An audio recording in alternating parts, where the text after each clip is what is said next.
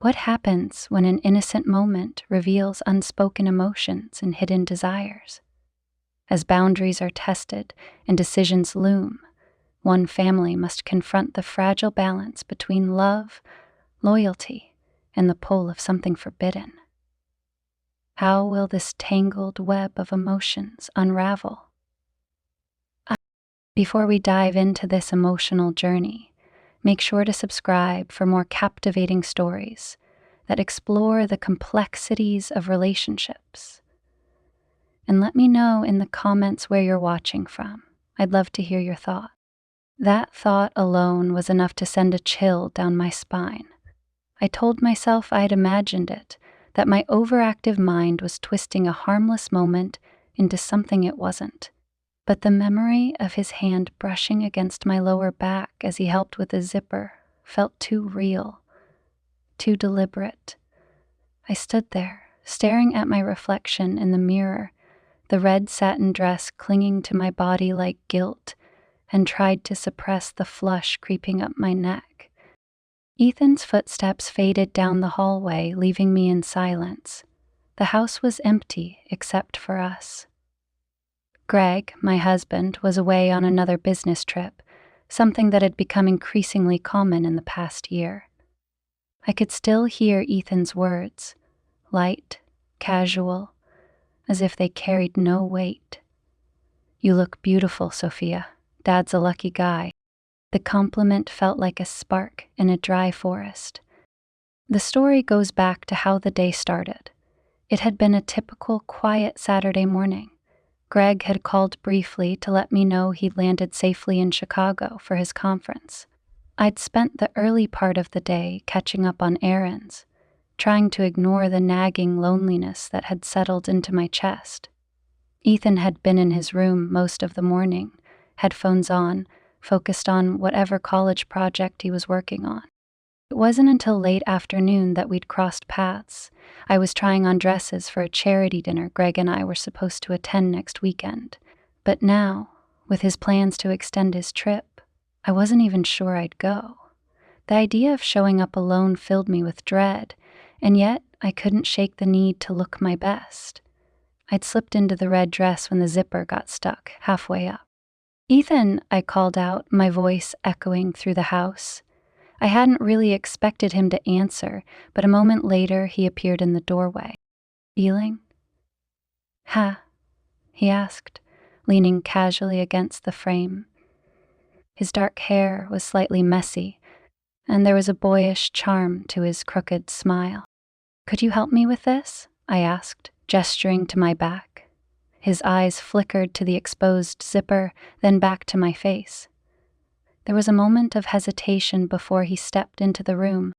He stood behind me, his presence suddenly overwhelming in the small space. I could feel the warmth of his breath as he reached for the zipper, his fingers grazing the bare skin of my back. My eyes locked on his reflection in the mirror. His expression was unreadable, but there was a tension in his jaw that hadn't been there before. "There," he said softly as the zipper slid into place. His hands lingered for a second too long before he stepped back. "Looks good." "Thanks," I replied, my voice barely above a whisper. And then he was gone. I tried to shake off the moment as I went about the rest of my evening. Dinner was a simple affair, leftover pasta and a glass of wine. Ethan joined me in the kitchen, casually chatting about his classes and plans for the summer. It was normal, easy, the way things had always been between us. But underneath the surface, I could feel the shift. Every glance felt heavier, every word layered with something unspoken. "You should wear that dress," he said at one point, his tone light but his eyes serious. "It suits you." I laughed nervously, brushing off the compliment.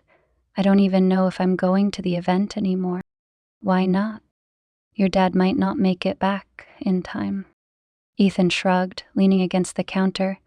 "You could still go. You don't need him to have a good time." His words hit harder than they should have. I forced a smile, pretending his comment didn't stir something deep inside me. The truth was, I hadn't felt truly seen in a long time. Greg and I had fallen into a routine that left little room for passion or spontaneity. His work always came first, and I had grown used to being an afterthought. Ethan's attention felt dangerous, but it also felt good. Later that night, as I sat alone in the living room, I couldn't stop replaying the moment in my head, the way his hand had brushed against my back, the way his eyes had lingered just a little too long. I told myself I was imagining things, that it was all in my head, but the memory of it wouldn't leave me. I heard the sound of footsteps on the stairs and quickly adjusted myself on the couch, pretending to be engrossed in the book I wasn't really reading. Ethan appeared in the doorway, his hands shoved into his pockets. "Mind if I join you?" he asked. "Of course not," I replied, trying to sound casual. He sat down on the other end of the couch, stretching out his long legs. For a while we sat in silence, the only sound the faint hum of the television in the background.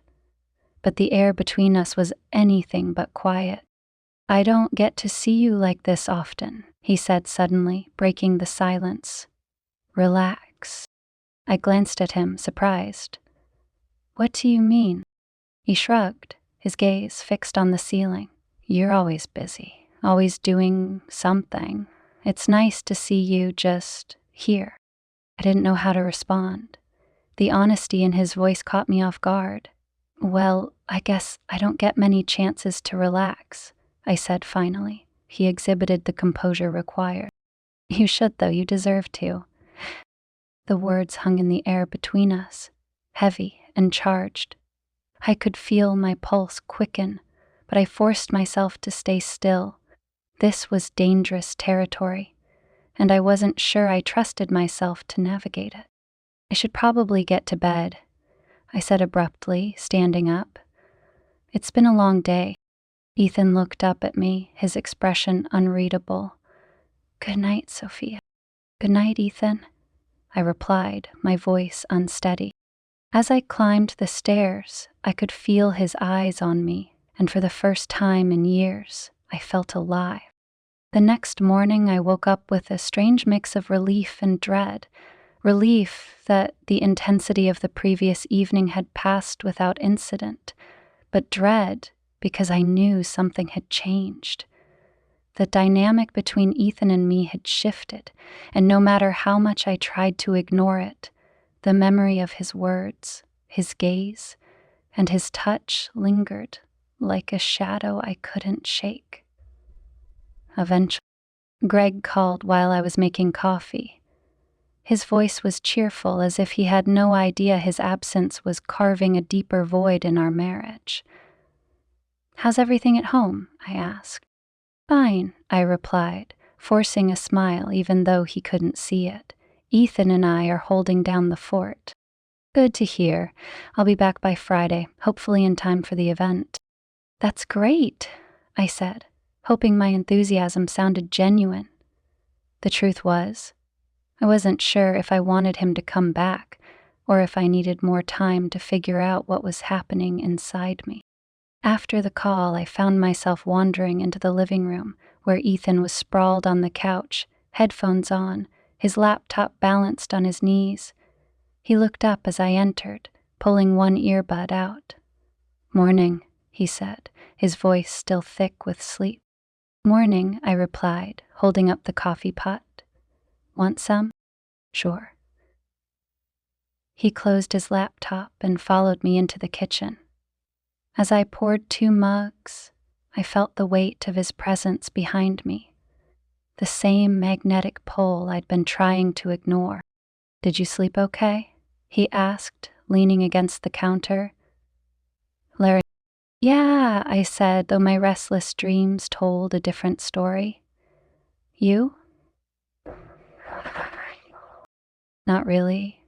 He took a sip of coffee, his eyes meeting mine over the rim of his mug. I couldn't stop thinking. About what? He hesitated, his gaze dropping to the floor. About last night. My breath hitched and I turned away, busying myself with tidying the already clean counter.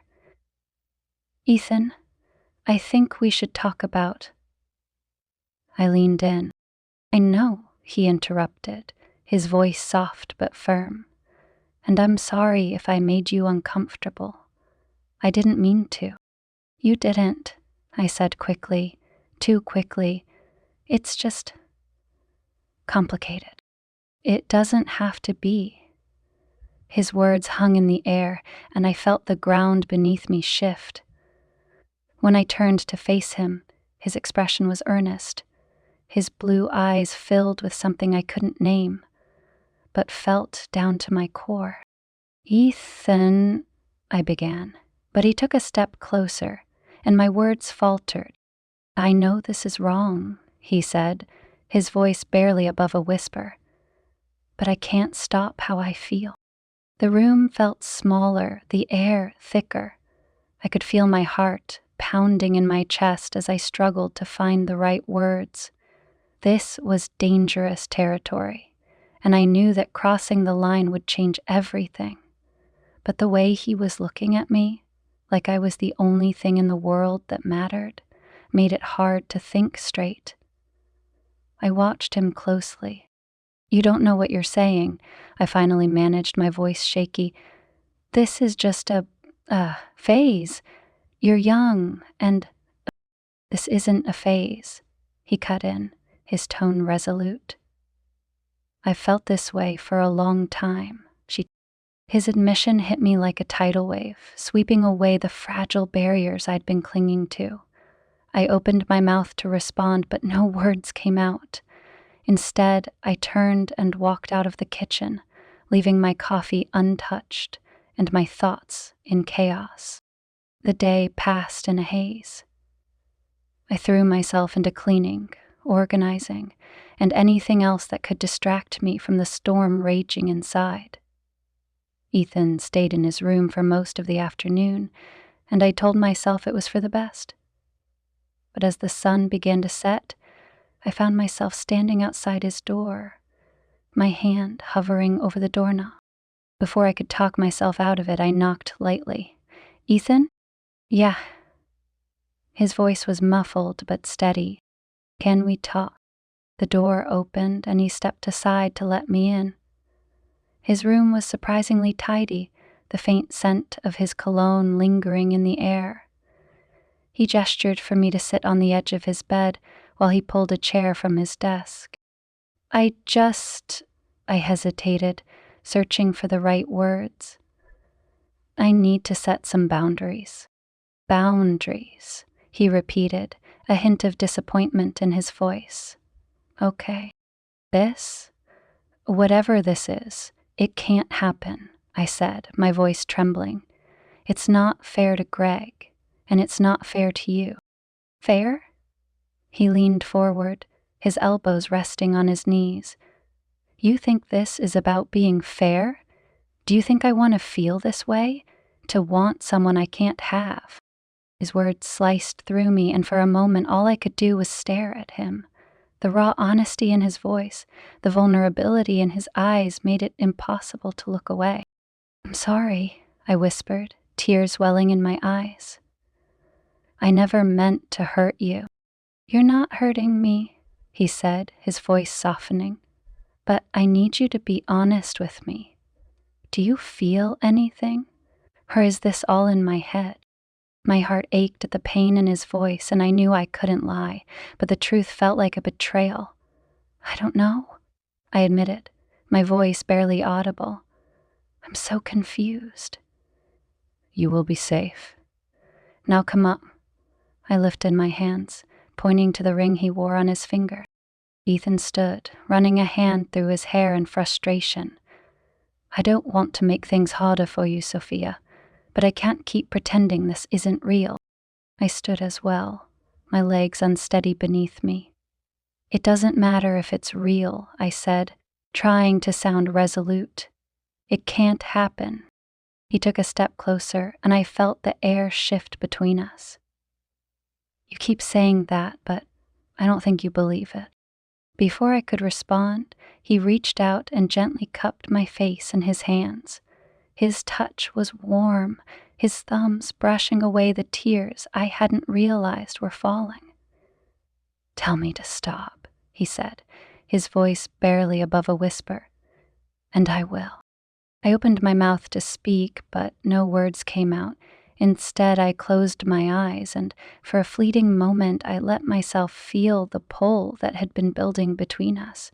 But reality came crashing down, and I pulled away, my heart pounding in my chest. "I can't," I said, my voice breaking. "I'm sorry." Ethan nodded, his expression unreadable. "I'll give you space," he said, his voice steady but laced with sadness. "But I'm not going anywhere."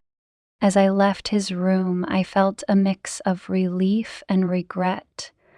The line had been drawn, but the tension remained, simmering just beneath the surface. The rest of the evening was a blur. I tried to lose myself in a book, in mindless television, but nothing could drown out the thoughts swirling in my mind.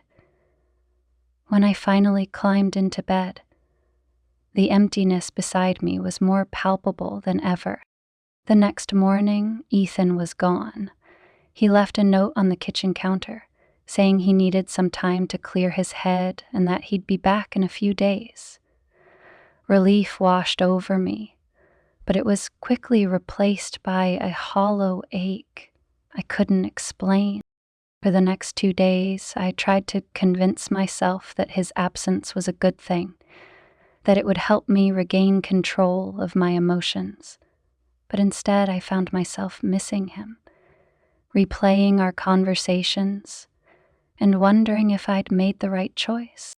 When Greg called to check in, I forced a smile into my voice, pretending everything was fine. But deep down, I knew that nothing would ever be the same. Ethan's absence left the house unnervingly quiet. I spent the next few days oscillating between relief and longing. Relief that the tension between us had momentarily dissipated, but longing for the way he looked at me, how his attention made me feel like I wasn't invisible. Greg called often, his voice a familiar reminder of the life I had chosen, of the stability and routine that should have been enough for me. "Just a few more days," he said on our last call. "We'll have that event and we can spend some time together. I miss you." "I miss you too," I lied, the words sounding hollow even to my own ears. By the time Ethan returned, I had convinced myself that everything could go back to normal. He would walk through the door, and we'd resume the polite, distant relationship of a stepson and stepmother.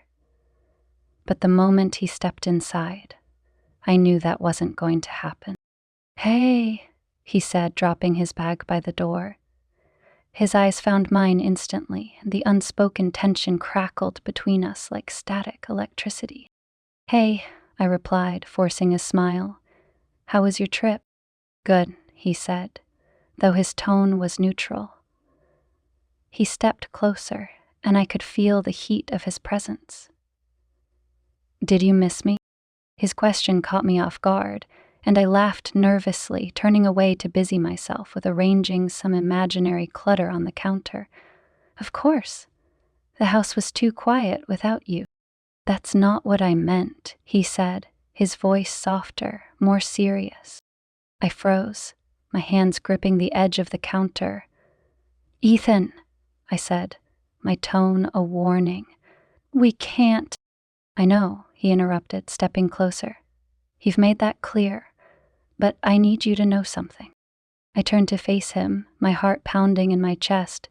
"What?" He hesitated, his jaw tightening as if he were wrestling with himself. "I'm not going to push you," he said finally, "but I can't pretend I don't feel this way, and I don't think you can either." The honesty in his words was both terrifying and exhilarating. I opened my mouth to respond, to tell him he was wrong, but the words wouldn't come. Instead, I turned and walked away, leaving him standing in the kitchen, the weight of his confession hanging in the air. That night, I tossed and turned in bed, my mind replaying his words over and over. He was right. I couldn't deny the pull between us, the way he made me feel seen in a way I hadn't felt in years. But acknowledging it felt like a betrayal, not just to Greg, but to the version of myself I had worked so hard to maintain. The next morning, I woke up determined to put distance between us. I threw myself into errands, spending as much time out of the house as possible. But when I returned home in the late afternoon, Ethan was waiting for me. "I was starting to think you were avoiding me," he said as I walked through the door. "Ah, I'm not," I lied, my voice clipped. "I've just been busy." "But he raised an eyebrow, clearly unconvinced. "You know you don't have to do this, right?" "Do what?" "Pretend like nothing's happening. It's okay to feel things, Sophia. You're human." His words hit a nerve, and I bristled. "This isn't about feelings, Ethan. It's about doing the right thing." "And what's that?" he challenged, stepping closer. "Living a life that makes you miserable? Pretending you don't want more?" "That's enough," I said sharply, my voice trembling. "You don't know anything about my life." "Maybe not," he admitted, "but I know you deserve to be happy.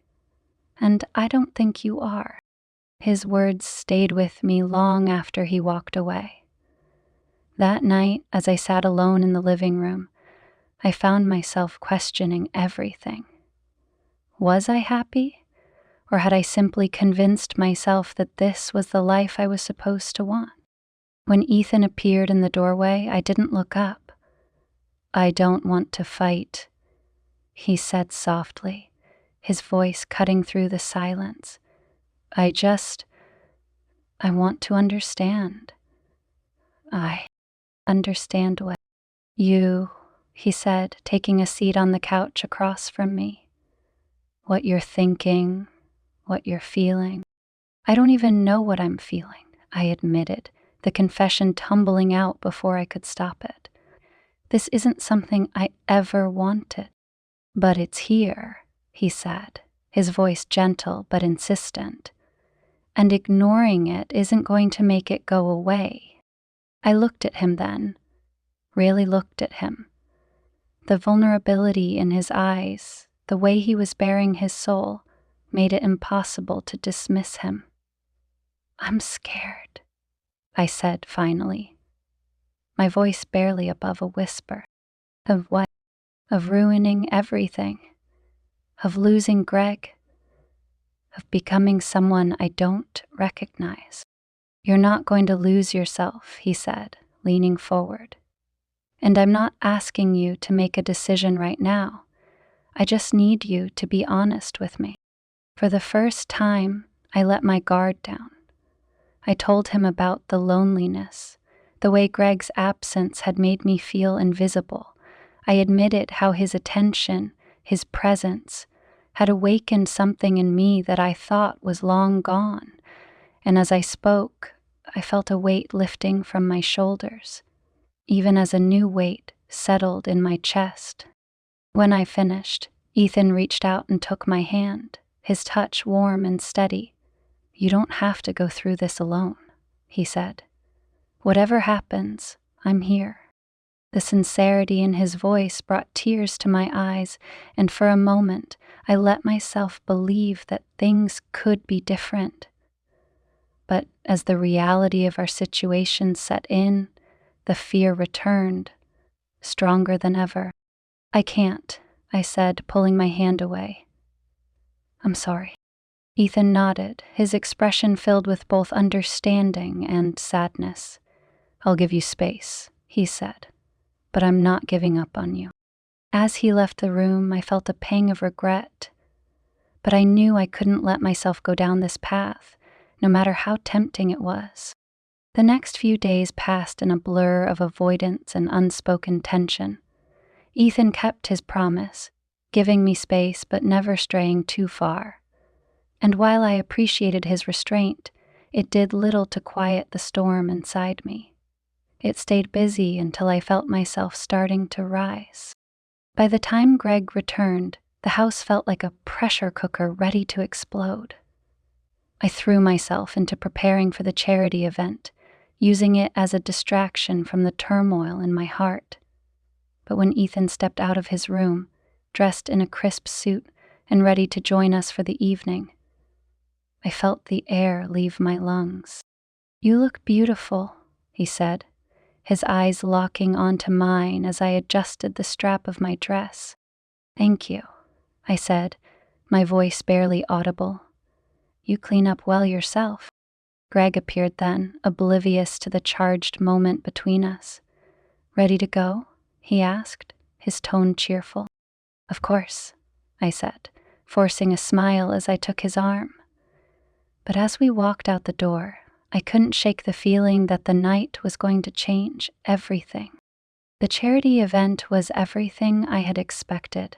Grand, glittering, and filled with the kind of people who thrived on surface-level pleasantries.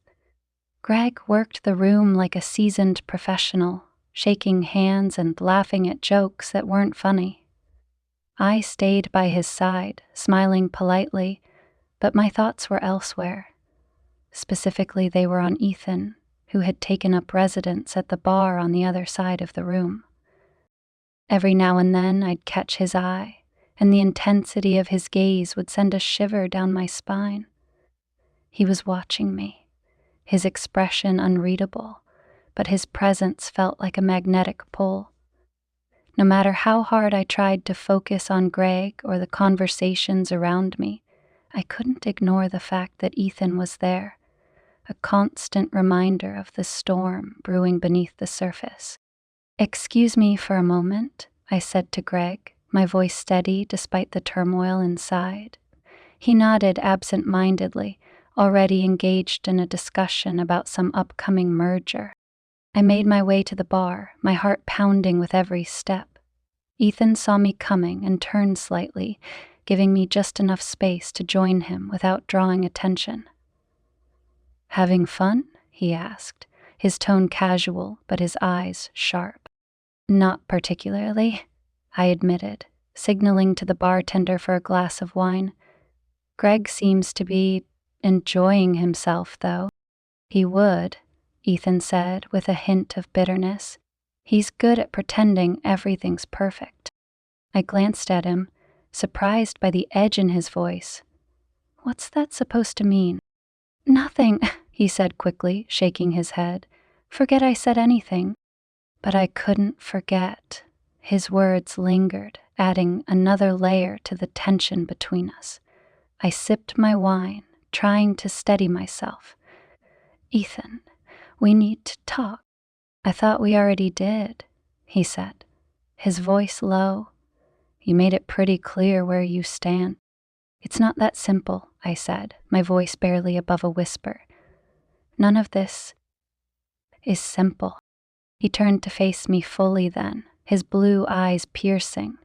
"It could be," he said, "if you'd just stop fighting it."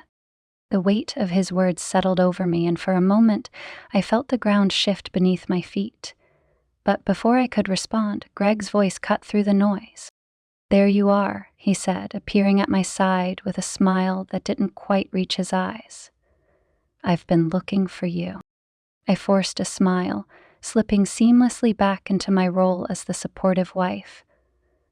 "Just grabbing a drink," I said, holding up my glass as if it were proof of my innocence. Greg's gaze flickered to Ethan, his expression tightening ever so slightly. "Enjoying yourself?" he asked, his tone polite but laced with something I couldn't quite place. "Absolutely," Ethan replied, his voice smooth. "It's a lovely event." The tension between them was palpable, and I suddenly felt like I was standing on the edge of a cliff. I reached for Greg's arm, hoping to diffuse the situation. "Shall we mingle?" I asked, my voice light. Greg nodded, but his eyes lingered on Ethan for a moment longer before he allowed me to lead him away.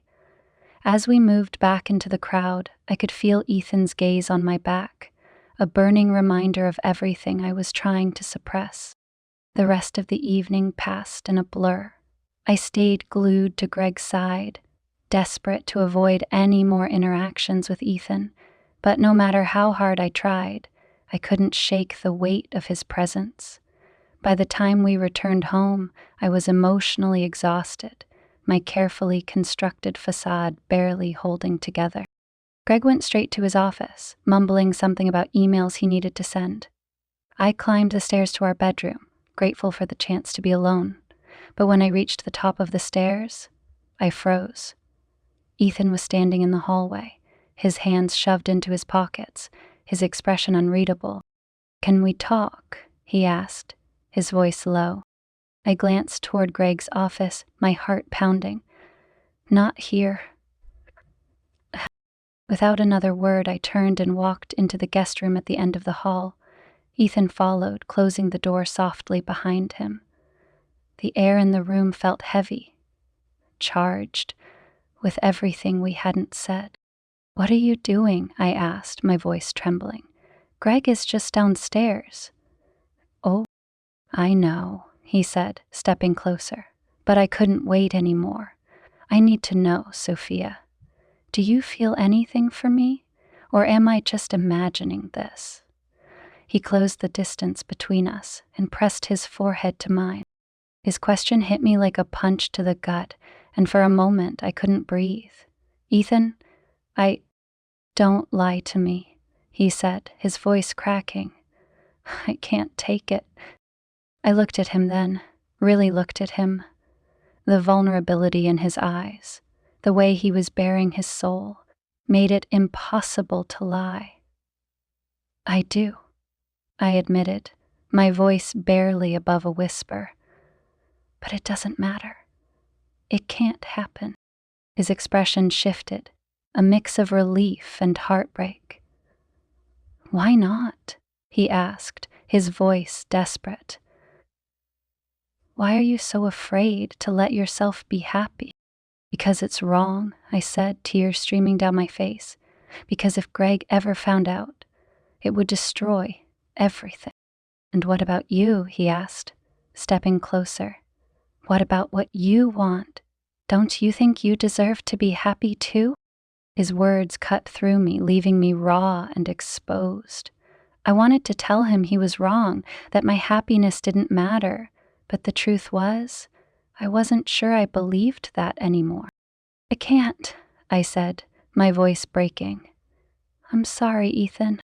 He reached out then, his hand brushing against my cheek. "You don't have to be," he said softly. "Not with me." For a moment, I let myself lean into his touch, let myself feel the warmth and comfort he offered. But reality came crashing down and I pulled away, the weight of my guilt too heavy to bear. "You should go," I said, my voice barely audible. He hesitated, his hand lingering in the air before he nodded and turned to leave. As the door clicked shut behind him, I sank to the floor, my heart shattered into 1,000 pieces. The next morning, Ethan was gone. He left a note on the kitchen counter saying he needed some time to clear his head. Greg didn't seem to notice the tension in the house, too preoccupied with work and the demands of his schedule, but I felt the absence like a hole in my chest, a reminder of everything I had lost and everything I could never have. As the days turned into weeks, I tried to rebuild the walls around my heart. But no matter how hard I tried, I couldn't forget Ethan. The way he looked at me, the way he made me feel alive. And as I stood in the kitchen one quiet afternoon, staring at the empty space where his note had been, I couldn't help but wonder if I had made the right choice. The days without Ethan passed slowly, each one heavier than the last. I told myself that his absence was a blessing, that it gave me the chance to refocus on my marriage, on Greg, and on rebuilding the life I had so carefully constructed. But every corner of the house seemed to echo with his presence, and no matter how hard I tried, I couldn't stop thinking about him. Greg, oblivious to the storm raging inside me, remained consumed by work. He came home late most nights, his briefcase in one hand and his phone in the other, barking orders to his assistant even as he walked through the door. I would greet him with a kiss on the cheek, the gesture mechanical and devoid of feeling. "You've been quiet lately," he said one evening as we sat at the dinner table, the silence between us punctuated by the clink of silverware. "Everything okay?" Can't say the same for driving away from all of this. I forced a smile, nodding. "Just tired. It's been a long week." He nodded, seemingly satisfied with my answer, and returned to his meal. I wanted to tell him the truth, to unload the weight of my guilt and confess everything that had happened. But the thought of destroying the life we had built together was too much to bear. So I stayed silent, letting the distance between us grow. One rainy afternoon, as I was folding laundry in the guest room, I came across a forgotten sweatshirt of Ethan's. The sight of it sent a jolt through me, and I sank onto the bed, clutching the fabric to my chest. It still smelled like him, the faint scent of his cologne mingling with something uniquely him. Tears welled in my eyes, and for the first time since he left, I allowed myself to feel the full weight of his absence. I thought about the way he had looked at me, the way he had made me feel alive in a way I hadn't felt in years, and as much as I tried to push those feelings aside, I couldn't deny the truth. I missed him. More than I should, more than was right. The sound of the front door opening jolted me from my thoughts, and I quickly stuffed the sweatshirt back into the laundry basket. Greg called out from the foyer, and I hurried downstairs to greet him, wiping the tears from my cheeks as I went. "You're home early?" I said, forcing a smile. "The meeting got canceled," he said, shrugging out of his coat. "I thought we could spend the evening together." "That sounds nice," I said, though my heart wasn't in it. As the evening wore on, I tried to lose myself in the familiarity of Greg's presence. We watched a movie together, his arm draped casually over my shoulders. But even as I leaned against him, I couldn't stop thinking about Ethan, about the way it had felt to be in his arms, even for just a moment. 2 weeks after Ethan left, I found myself standing in the kitchen staring at my phone. I had told myself I wouldn't reach out to him, that I would let him go and focus on salvaging my marriage.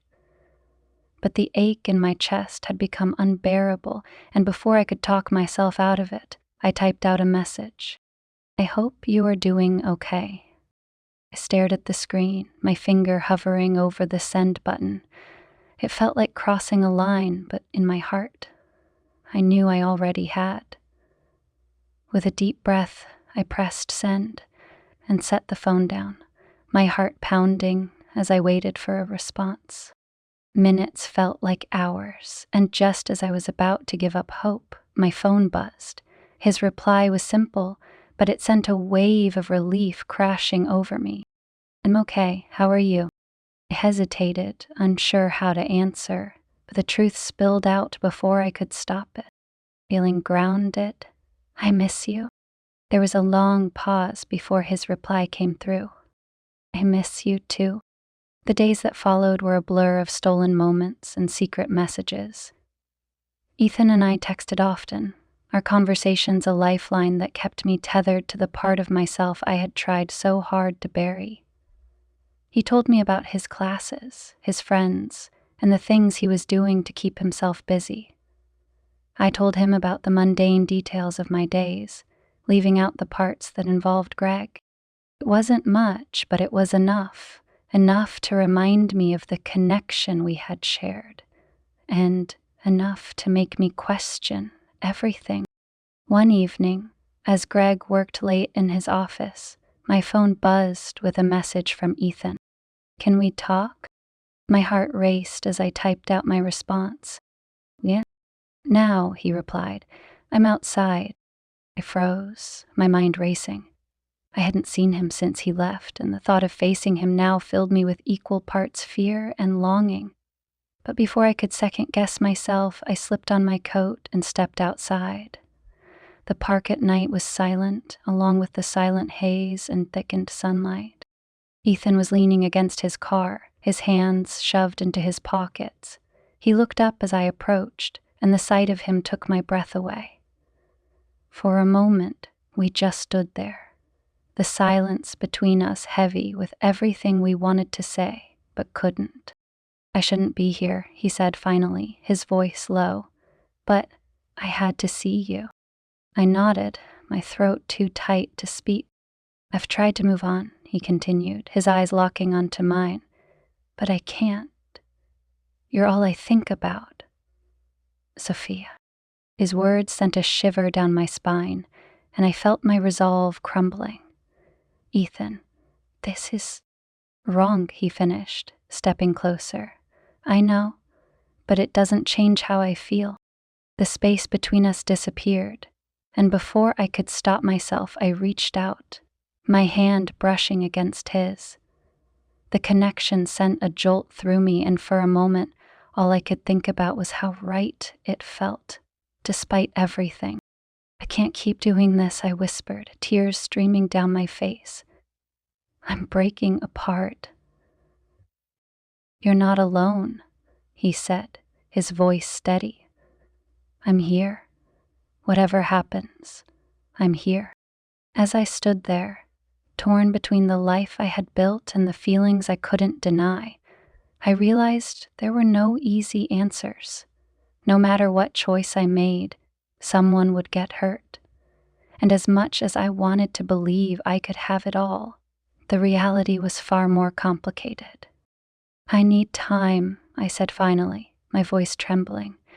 "I need to figure out what I want." Well, Ethan nodded, his expression filled with both understanding and pain. "Take all the time you need," he said. "I'll be here." As he walked away, I felt a mix of relief and heartbreak. I had bought myself some time, but the weight of the decision ahead loomed large. And as I stood alone in the cold night, I couldn't help but wonder if I had already lost the most important part of myself. Greg, as always, was busy with work. He spent most nights in his office or on the phone, leaving me to fend off my thoughts alone. The distance between us had become unbearable, and though I knew he cared in his own way, his absence had carved a chasm in our relationship that I wasn't sure we could ever bridge. One evening, as I sat alone in the living room, my phone buzzed with a text from Ethan. "How are you?" I stared at the screen, my fingers hovering over the keyboard. I wanted to tell him the truth, that I was lost, that I missed him, that I didn't know how to move forward. But instead, I typed a simple response. "Yeah, I